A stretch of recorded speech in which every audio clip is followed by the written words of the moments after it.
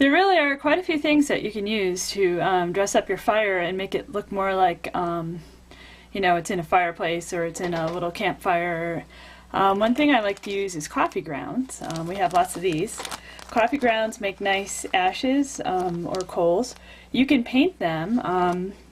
When I'm making a fire scene, I use some of the common acrylics. I like black. Red for the places that the fire is still actively burning like hot coals, and then gray. Oh, actually this is gray, and this is my black. Gray is nice for the ashes and soot that often ends up all around a fire.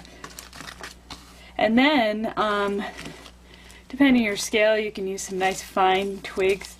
These twigs happen to be green, but I could easily paint them brown or black or gray, or parts of them closest to the fire red.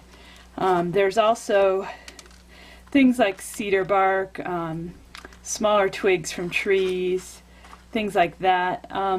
It's nice also to put, instead of the cellophane, you can put silicone over your fire. And if you want your fire to point up, one thing you can do is bend the LEDs so that the fire will be coming straight up.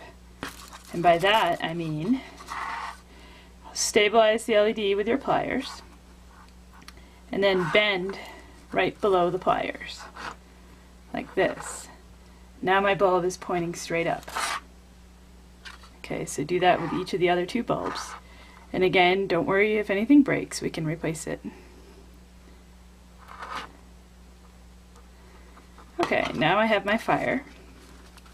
I'm going to set it down on my workspace, and you can see once I glue this fire in this position, I can easily add my silicone or my logs, and I leave the fire lit the whole time I'm working with it so that I can see the effect that I'm having by laying logs on top, sprinkling grounds around it,